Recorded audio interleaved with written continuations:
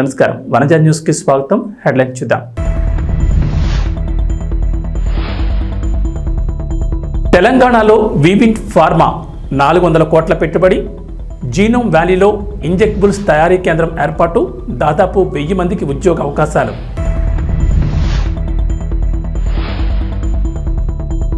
$500కే gas cylinder. మరో good news చెప్పిన రేవంత్ సర్కార్, 2 రోజుల్లోనే రాయితీ సొమ్ము అకౌంట్లలో జమ.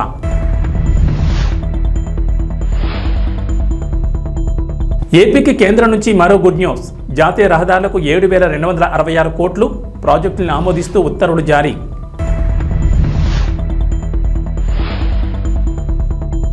తెలంగాణకు రెయిన్ అలర్ట్. ఇవాళ పలు జిల్లాల్లో వర్షాలు, ఎల్లో అలర్ట్ జారీ. ఏపీలో కొనసాగుతున్న వర్షాలు 2-3 రోజులు వర్షాలుంటాయని వాతావరణ శాఖ అధికారులు వెల్లడి. తెలంగాణలో పెట్టుబడులు పెట్టేందుకు పేరొందిన పలు అంతర్జాతీయ కంపెనీలు ఆసక్తి ప్రదర్శిస్తున్నాయి. తాజాగా దిగ్గజ ఫార్మా కంపెనీ అయిన వివిన్ ఫార్మా తెలంగాణలో తమ సంస్థ కార్యకలాపాలు విస్తరించేందుకు సిద్ధమైంది. హైదరాబాద్లోని జీనోమ్ వ్యాలీలో అత్యాధునిక ఇంజెక్టబుల్స్ తయారీ కేంద్రాన్ని ఏర్పాటు చేయడానికి వివిన్ ఫార్మా కంపెనీ ముందుకొచ్చింది. 400 కోట్ల పెట్టుబడితో ఏర్పాటు చేయబోయే ఈ కంపెనీ ద్వారా దాదాపు 1000 మందికి ఉద్యోగ అవకాశాలు లభిస్తాయి. పెట్టుబడుల సమీకరణ లక్ష్యంగా అమెరికాలో పర్యటిస్తున్న ముఖ్యమంత్రి రేవంత్ రెడ్డి, ఐటీ పరిశ్రమల శాఖ మంత్రి శ్రీధర్ బాబు నేతృత్వంలోని ప్రతినిధి బృందం వివిన్ కంపెనీ ప్రతినిధుల మధ్య జరిగిన చర్చల అనంతరం పెట్టుబడులకు సంబంధించి కీలక ప్రకటన చేశారు. ప్రస్తుతం జీనోమ్ వ్యాలీలో వివిన్ కంపెనీ R&D కేంద్రం ఉంది. సుమారు 70 కోట్లతో నెలకొల్పిన ఈ సదుపాయాలతో పాటు అంతర్జాతీయ మార్కెట్లో విస్తరించేందుకు కంపెనీ ప్రణాళికలు రూపొందించింది. అందులో భాగంగా హైదరాబాద్లో తన మొదటి తయారీ కర్మాగారాన్ని స్థాపించనుంది. కాంగ్రెస్ ప్రభుత్వం మహాలక్ష్మి పథకంలో భాగంగా 500కే గ్యాస్ సిలిండర్ అందిస్తున్న విషయం తెలిసిందే. 6 గ్యారంటీల అమల్లో భాగంగా రాయితీపై సిలిండర్లు అందిస్తున్నారు. రాష్ట్ర వ్యాప్తంగా 1.20 కోట్ల గ్యాస్ కనెక్షన్లు ఉండగా రేషన్ కార్డు ఉన్నవారు మాత్రమే 500 గ్యాస్ సిలిండర్ పొందేందుకు అర్హులుగా ప్రభుత్వం నిర్ణయించింది. దీంతో తెలంగాణ వ్యాప్తంగా రేషన్ కార్డులు ఉన్నవారు 89.99 లక్షల మంది ఉన్నారు. ప్రజాపాలన దరఖాస్తుల ద్వారా వీరిలో 91.49 లక్షల మంది 500 గ్యాస్ సిలిండర్ కోసం దరఖాస్తు చేసుకోగా తొలుత 39.50 లక్షల కుటుంబాలను అర్హులుగా గుర్తించారు. ప్రజాపాలన అప్లికేషన్లలో సరైన వివరాలు ఇవ్వకపోవడం వంటి కారణాలతో వారికి రాయితీ అందడం లేదు. ప్రతి ఆయిల్ కంపెనీ వినియోగదారు సంఖ్యతో పాటు ఒక యూనిక్ ఐడి ఇస్తాయి. ఇందులో 17 నుంచి 19 అంకెలు ముద్రించుంటాయి. అయితే చాలా మంది ప్రజాపాలన దరఖాస్తులో యూనిక్ ఐడి కాకుండా కన్జ్యూమర్ ఐడి రాయడంతో రాయితీ అందకుండా పోతోంది. ఈ సంఖ్యను అప్లికేషన్ ఫామ్లో రాయని వారు ప్రజాపాలన కేంద్రాల్లో తిరిగి మరోసారి సరైన వివరాలు అందిస్తే ప్రభుత్వం అర్హులుగా గుర్తిస్తుంది. ఆధార్ నెంబర్ తప్పు రాసినా కూడా సరి చేసుకోవచ్చు. ఇలా 4.60 లక్షల మంది సవరణ చేసుకోగా వారందరికీ 500కే గ్యాస్ సిలిండర్ అందుతోంది. దీంతో లబ్ధి పొందే మొత్తం కుటుంబాల సంఖ్య 44.10 లక్షలకు చేరుకుంది. ఇదే కాదు, ఆడబిడ్డలకు కట్టెలపై కష్టాలు తీర్చాలని, వాళ్ళ కన్నీళ్లు తూడవాలని 1200 రూపాయలు ఉన్న సిలిండర్ను ఇవాళ 500 రూపాయలకే ఆడబిడ్డలకి ఇంటి దగ్గర ఇచ్చి ఆడబిడ్డల కన్నీళ్లు దూర్చే బాధ్యత ఇవాళ ఈ ప్రభుత్వం తీసుకున్నది. తెలంగాణ ప్రభుత్వం మహాలక్ష్మి పథకం కింద మహిళలకు, బాలికలు, ట్రాన్స్జెండర్లకు ఉచిత బస్సు ప్రయాణ సౌకర్యం కల్పిస్తున్న సంగతి తెలిసిందే. మహిళలు 0 టికెట్ తీసుకుని రాష్ట్రంలో ఏ మూల నుంచి ఏ మూలకైనా ఉచితంగా ప్రయాణం చేసే ఛాన్స్ ఉంది. పల్లె వరకు, సిటీ ఆర్డినరీ, ఎక్స్ప్రెస్ బస్సుల్లో ఈ ఫ్రీ బస్ జర్నీ సౌకర్యం కల్పిస్తున్నారు. దీంతో బస్సుల రద్దీ విపరీతంగా పెరిగింది. గతంలో రోజుకు సగటున 30 నుంచి 35 లక్షల మంది ప్రయాణాలు సాగిస్తే ప్రస్తుతం ఆ సంఖ్య సగటున 55 లక్షలకు చేరుకుంది.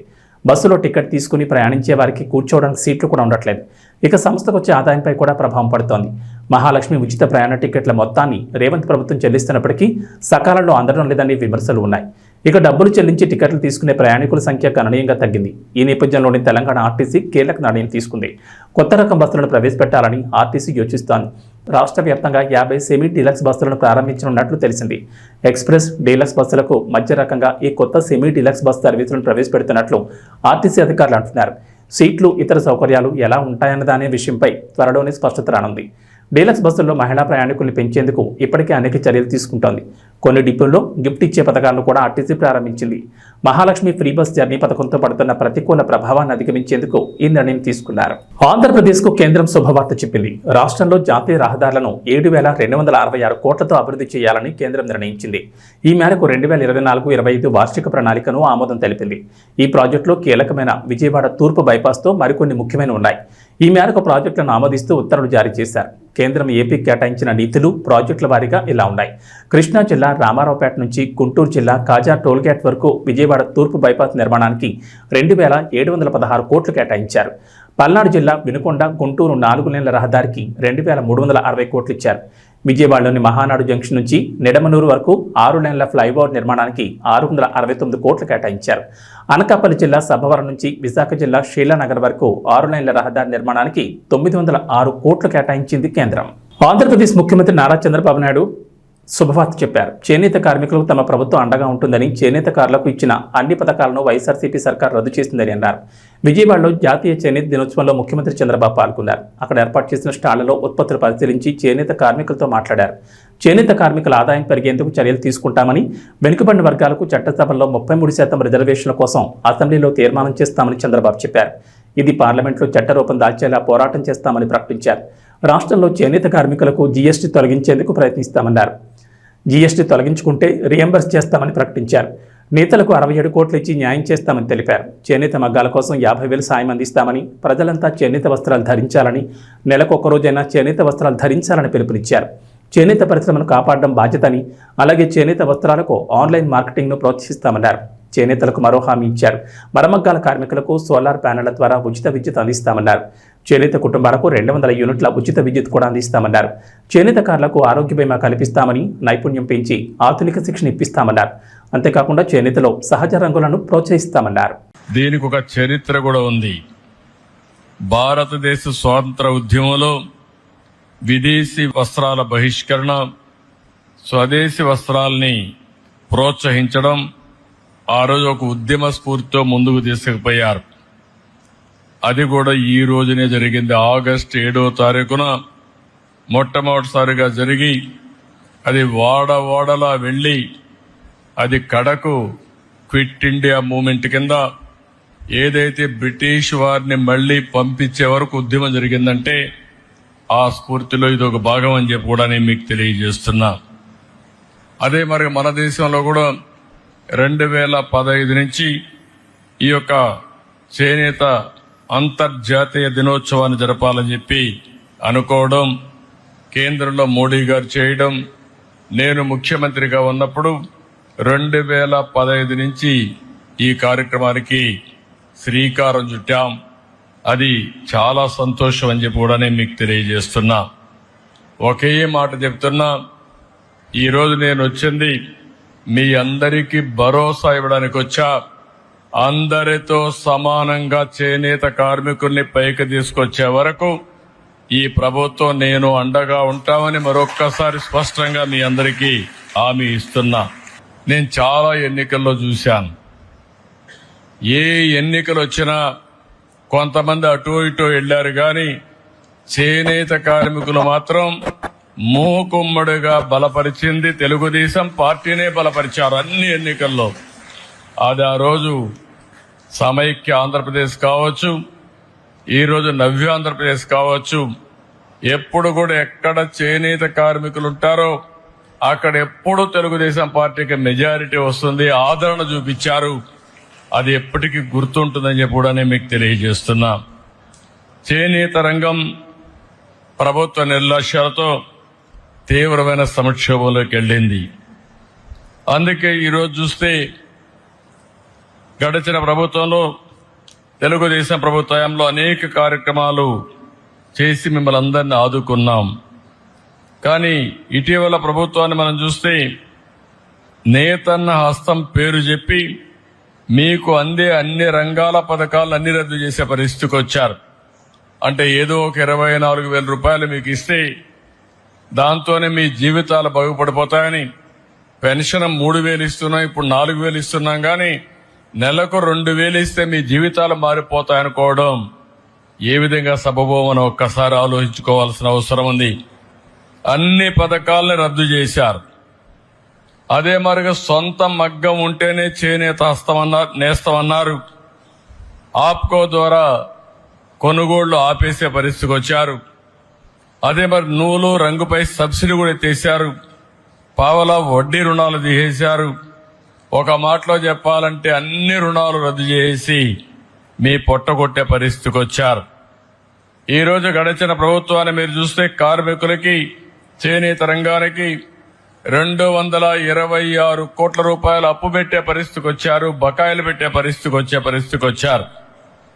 కానీ ఒక్క మాట మీకు అందరికి గుర్తు చేసుకోవాల్సిన అవసరం ఉంది. చరిత్ర కూడా తెలుగుదేశం ప్రతిపక్షంలో ఉన్నా అధికార పక్షంలో ఉన్నా ఎప్పుడూ చేనేత కార్మికులకు పోరాడిన పార్టీ తెలుగుదేశం పార్టీ అని మరొక్కసారి స్పష్టం చేస్తున్నా.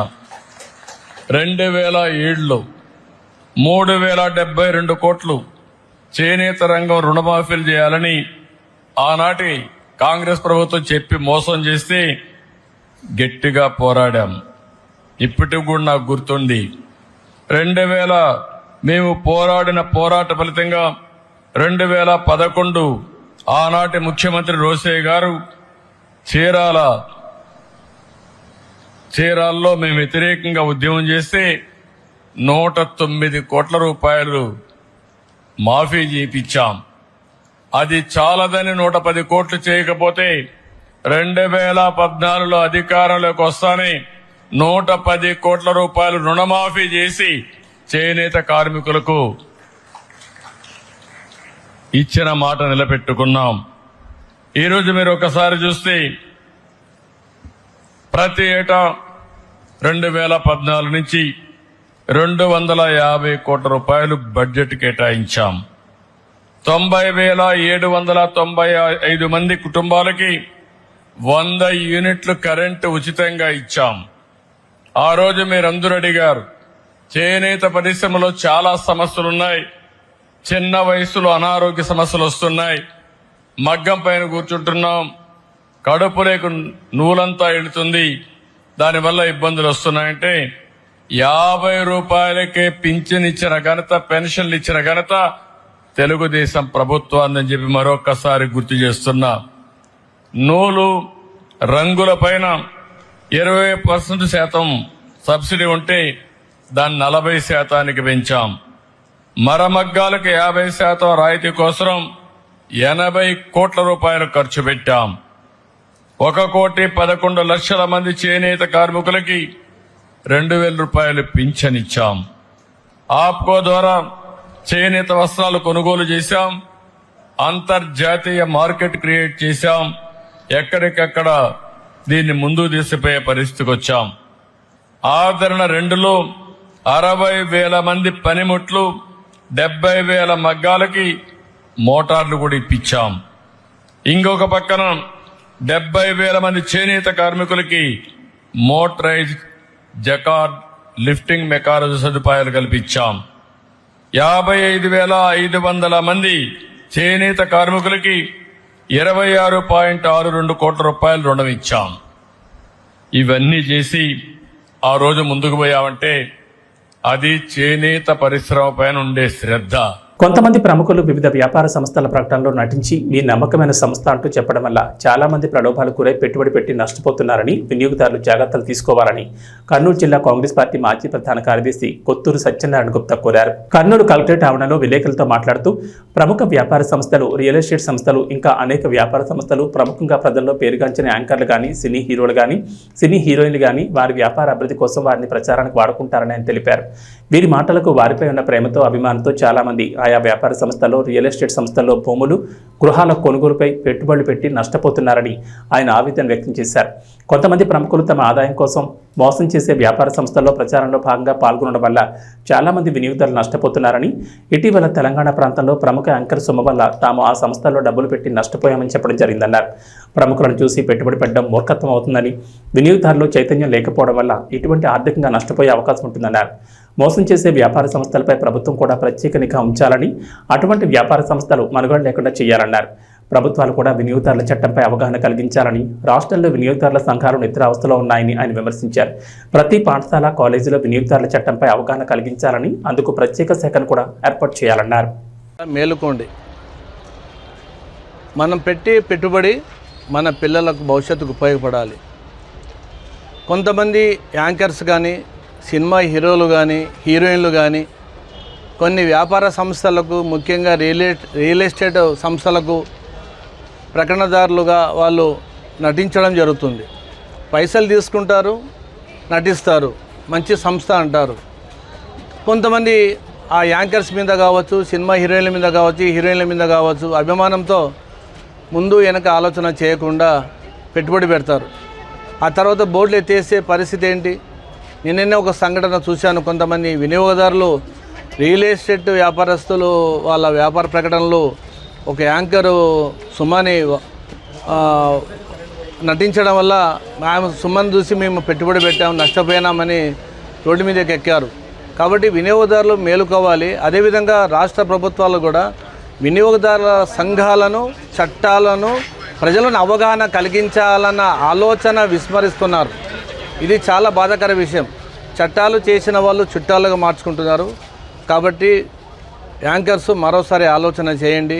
సినీ పరిశ్రమలో ఉన్న ప్రముఖులు కానీ దిగ్గజాలు కానీ ఒక వ్యాపార సంస్థలో నటించేటప్పుడు జాగ్రత్తలు తీసుకోకపోతే వాళ్ళ భవిష్యత్తు దెబ్బతింటుంది అనేది మీరు అర్థం చేసుకోవాలి. అదేవిధంగా నేను అందరిని దృష్టిలో అనడం లేదు. కొంతమంది కేవలం వాళ్ళ ఫేమస్ పేరు వాళ్ళ ప్రఖ్యాతిని దృష్టిలో పెట్టుకొని వ్యాపార సంస్థలో ఆ విధంగా యాడ్లు చేసేటప్పుడు ముందు వెనక ఆలోచన చేయకుండా సంస్థను దృష్టిలో పెట్టుకోకుండా మీరు నటిస్తే ఆ యాడ్లో మీరు ఉంటే మిమ్మల్ని చూసి కూడా కొంతమంది ప్రలోభాలకు గురై పెట్టుబడి పెడితే వాళ్ళు నష్టపోతే ఆ బాధ మీ పిల్లలు కూడా బాధ కలిగించేలా ఉంటుంది. కాబట్టి మీరు కొన్ని జాగ్రత్తలు తీసుకోవాలని మీ సందర్భంగా నేను కోరుతున్నాను. TNN news. సంగారెడ్డి జిల్లా పటాన్చెరు మండలం పాసమైలారంలోని సువెన్ ఫార్మాస్యూటికల్స్ లిమిటెడ్లో కార్మికులు ధర్నాకు దిగారు. కనీస వేతనాలు, పర్మనెంట్ ఉద్యోగం కోసం పరిశ్రమ ఎదుట ఆందోళన చేశారు. పాతమైలారంలోని సువెన్ ఫార్మాస్యూటికల్స్ లిమిటెడ్ ఎదుట ధర్నాకు దిగిన కార్మికులకు మాజీ ఎమ్మెల్సీ రాములు నాయక్ మద్దతు ప్రకటించారు. పరిశ్రమ యాజమాన్యాన్ని గొంతెమ్మ కోరికలు కోరడం లేదని, కార్మికులకు కనీస జీతభత్యాలతో పాటు చాలా ఏండ్లుగా పనిచేస్తున్న కార్మికులను పర్మనెంట్ చేయాలని డిమాండ్ చేశారు. అందుకు పరిశ్రమ యాజమాన్యం ఒక మెట్టు దిగొచ్చిందని, కొంత సమయం కావాలని కోరినట్లు ఆయన చెప్పారు. సంఘటితంగా కార్మికులంతా ఉండి హక్కు కోసం పోరాటం చేయాల్సిన అవసరం ఎంతైనా ఉందన్నారు. ఈ కార్యక్రమంలో యూనియన్ అధ్యక్షులు రాములు నాయక్, ఎక్స్ఎమ్మెల్సీ యూనియన్ ప్రధాన కార్యదర్శి Raju Mudinath, treasury Satyanarayana Reddy, organic secretary Venkatesh Yadav, joint secretary Praveen, ముఖ్య సలహాదారులు ప్రవీణ్ రెడ్డి, ఎగ్జిక్యూటివ్ మెంబర్ రంగస్వామి, ఉపాధ్యక్షులు శ్రీనివాస్ మరియు మహిళా నాయకురాలు యాకమ్మ, కార్మికులు పాల్గొన్నారు. ఇవాళ మనం ఒక విజయం సాధించినాం. ఇన్ని రోజులు మీతోటి మాట్లాడని యాజమాన్యం ఇవాళ చర్చలకు వచ్చింది. ఒక మెట్టు మనం ఎక్కడం జరిగింది. రేపటి నుంచి పనికి రామంటే మా సమస్య పరిష్కారం అయ్యి మీరు రాతపూర్వకంగా ఇస్తేనే మేము వస్తాము. ఇన్ని రోజులలో సమస్య పరిష్కారం కావాలి. మీరు డిప్యూటీ కమిషనర్ ఆఫ్ లేబర్ దగ్గర వచ్చి రాస్తేనే మేము వస్తామనేది చెప్పడం జరిగింది. సిస్టర్ ఉండి అక్కడ ప్రతి విషయము గంట చర్చ జరిగింది. ఆ చర్చలలో నేను వేసిన ప్రతి ప్రశ్నకు జవాబు లేకుండా పోయింది. వాళ్ళకు చట్టం చెప్పిన, వాళ్ళ బాధ్యత చెప్పిన, డిసిప్లిన్ చెప్పిన, మహిళా కార్మికులతో ఎట్లా ఉండాలి అనేది గిట్ట మనం చెప్పడం జరిగింది. ఎందుకంటే మీరు సంఘటితంగా ఉన్నందుకే. ఇవాళ సంఘటితంగా లేకుంటే 20 సంవత్సరాల నుంచి జరుగుతున్న అన్యాయం ఇంకా జరుగుతుంది. మీరు రిటైర్మెంట్ అయ్యే వరకు ఇదే ఉంటుండే. కనీస వేతనాల చట్టం చెప్పినా, బోనస్ యాక్ట్ చెప్పినా, ట్రేడ్ యూనియన్ యాక్ట్ చెప్పినా ఏ విధంగా ఉండాలి, వాళ్ళకి పర్మనెంట్ చేయాలి. నీవు 3 పూటలు తిండి తింటే మేము 2 పూటలు తిండి తినాలి. నా కొడుకు నేను సీపర్గా పనిచేసి నేను హెల్పర్గా పనిచేస్తున్నా, లేకుంటే ఆపరేటర్గా పనిచేస్తున్నా అనేది కాకుండా నా కొడుకు బిడ్డ మీద హెచ్ఆర్ కావాలి, ఇంజనీర్ కావాలి. ఆ కోరిక మాకుంది. 20 సంవత్సరాల నుంచి నువ్వు కాంట్రాక్టర్లను పెట్టి అదే కాంట్రాక్టర్లతోటి పని చేయించినావు. ఇప్పుడు ఎందుకు సడన్గా వాళ్ళని తీసేస్తున్నావు? దానికి ఇప్పుడు నువ్వు సడన్గా తీసేయడంతో కరెక్ట్ కాదు. నువ్వు రెచ్చగొట్టినట్లు అవుతుంది. మీ హెచ్ఆర్ తోటి, మీ పైన అధికారులతోటి మాట్లాడి ఎంతమందిని మీరు పర్మనెంట్ చేస్తారు, ఏ విధంగా చేస్తారు, మా జీతాలు ఎట్లా పెంచుతారు అనేది పోలీస్ డిపార్ట్మెంట్ ఉంది. వాళ్ళు గిట్ట విన్నారు. ఒక మహిళా రిప్రజెంటేషన్ గిట్ట మేడంకి తీసుకుపోవడం జరిగింది. ఎవరైతే రాజు మన జనరల్ సెక్రటరీ ఉన్నారో, మన రెడ్డి గారు ఉన్నారో, మన ప్రవీణ్ రెడ్డి గారు ఉన్నారో వీళ్ళు చెప్పినట్లు కోలీవుడ్ టు టాలీవుడ్ ప్రస్తుతం ఎస్జే సూర్యకి భారీ డిమాండ్ ఉంది. అసలు ఆయన డైరెక్షన్ చేసుకునే ఛాన్స్ కూడా ఇవ్వట్లేదు మిగిలిన దర్శకులు. వరుసగా స్టార్ హీరోల చిత్రాల్లో ఆయనకి విలన్ రోల్స్ ఇస్తున్నారు. ప్రస్తుతం Ram Charan Game Changer, Karthi Sardar 2, Kamal Haasan Indian 3, Nani Saripodhaa Sanivaaram ఇలా వరుసగా పెద్ద హీరోల చిత్రాల్లో విలన్ పాత్రలు పోషిస్తున్నారు సూర్య. సరిపోతా శనివారం చిత్రంలో అయితే పోలీస్ పాత్రలో ఆయన నటిస్తున్నారు. ఈ సినిమా ప్రమోషన్స్లో భాగంగా ఎస్జే సూర్య తాజాగా ఓ ఇంటర్వ్యూ ఇచ్చారు. అందులో యాంకర్కి షాక్ ఇస్తూ సరిపోదా శనివారం స్టోరీ రివీల్ చేసేశారు సూర్య. నాని చిన్నగా ఉన్నప్పుడు కొంచెం కోపం, ఆవేశం ఎక్కువగా ఉంటాయి. అలాంటి నేచర్తోనే పెరుగుతాడు. అయితే ఇలానే పెద్ద అయితే చాలా ప్రాబ్లం అవుతుందని వాళ్ళ అమ్మ అనుకుంటుంది. ఈ కోపాన్ని ఎలా కంట్రోల్ చేయాలని ఆలోచిస్తుంది. ఇలా చేయకూడదని చెబితే చిన్నపిల్లలు ఇంకా ఎక్కువ చేస్తారు. అందుకని ఒక ఆలోచన చేసి నీ కోపం చూపించు, కానీ అన్ని రోజులు వద్దు, కేవలం ఒక్కరోజు చూపించు అని చెప్తుంది. దీంతో నాని అలా ఒక రీజన్ కోసం తన కోపం చూపించడానికి శనివారం ఎంచుకుంటాడు. అలా అమ్మకిచ్చిన మాట వల్ల ఆదివారం నుంచి శుక్రవారం వరకు నాని భాషా సినిమాలో మాణిక్యం టైపు, శనివారం మాత్రం భాష. అలా నాని ఈ సినిమాలో శనివారం భాష అన్నమాట అంటూ ఎస్జే సూర్య ఈ కథను చెప్పారు. ఇక వాతావరణ విషయానికి వస్తే తెలంగాణకు హైదరాబాద్ వాతావరణ కేంద్ర అధికారులు రెయిన్ అలర్ట్ జారీ చేశారు. నైరుతి రుతుపవనాలు యాక్టివ్గా ఉండడం, ధోని ప్రభావంతో పలు జిల్లాల్లో వర్షాలు కురుస్తున్నాయన్నారు. నేటి నుంచి 2 రోజుల పాటు వర్షాలకు ఛాన్స్ ఉందని చెప్పారు. ఇక బుధవారం రాత్రి హైదరాబాద్లోని పలు ప్రాంతాల్లో భారీ వర్షం కురిసింది. హైటెక్ సిటీ, గచ్చిబౌలి, అత్తాపూర్, టోలీచౌక్, జూబ్లీహిల్స్, యూసఫ్గూడ, పంజాగుట్ట, కోటి, మలక్పేట్, దిల్సుఖ్ నగర్, ఎల్బీ నగర్, వనస్థలిపురం, ఉప్పల్, మోసాపేట్, కూకట్పల్లి, మియాపూర్ తదితర ఏరియాల్లో వర్షం పడింది. మిగిలిన ఏరియాలో ఓ మోస్తరు వర్షాలు కురిశాయి. ఉమ్మడి ఆదిలాబాద్, నిజామాబాద్, కరీంనగర్, వరంగల్, రంగారెడ్డి, మహబూబ్నగర్ జిల్లాలోని పలు ప్రాంతాల్లోనూ వర్షాలు కురిశాయి. గద్వాల జిల్లా గట్టులో అత్యధికంగా 12.6 సెంటీమీటర్ల వర్షపాతం నమోదైనట్లు అధికారులు తెలిపారు. అటు ఆంధ్రప్రదేశ్లో కూడా వర్షాలు కొనసాగుతున్నాయి. బంగాళాఖాతంలో కాకుండా భూ ఉపరితలంపై అల్పపీడనాలు ఏర్పడే వాతావరణం కనిపిస్తోంది.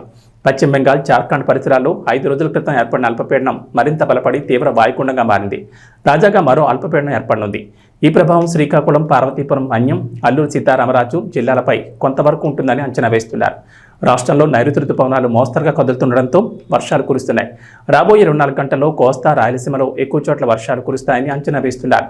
శ్రీకాకుళం, విజయనగరం, పార్వతీపురం, మన్యం, అల్లూరు సీతారామరాజు, అనకాపల్లి, ఎన్టీఆర్, పల్నాడు, ప్రకాశం, చిత్తూరు, తిరుపతి, కర్నూలు, నంద్యాల, అనంతపురం, శ్రీ సత్యసాయి, కడప జిల్లాలో అక్కడక్కడ పిడుగులతో పాటు తేలికపాటి వర్షాలు కురిసే అవకాశం ఉందని విపత్తుల నిర్వహణ సంస్థ తెలిపింది. మరోవైపు నంద్యాల జిల్లా డోన్లో 101.4 మిల్లీమీటర్లు, తిరుపతి జిల్లా సూళ్లూరుపేటలో 97.6, పార్వతీపురం, మన్యం జిల్లా కొమరాడలో 84.6 మిల్లీమీటర్లు, చిత్తూరు జిల్లా వెంకటగిరి కోటలో 83.2, పార్వతీపురంలో 76.8, గుంటూరు జిల్లా అమరావతిలో 75.9, తిరుపతి ఏరూలో 75 మిల్లీమీటర్ల వర్షపాతం నమోదైంది. ఇవి బులెటిన్ విశేషాలు. నమస్కారం.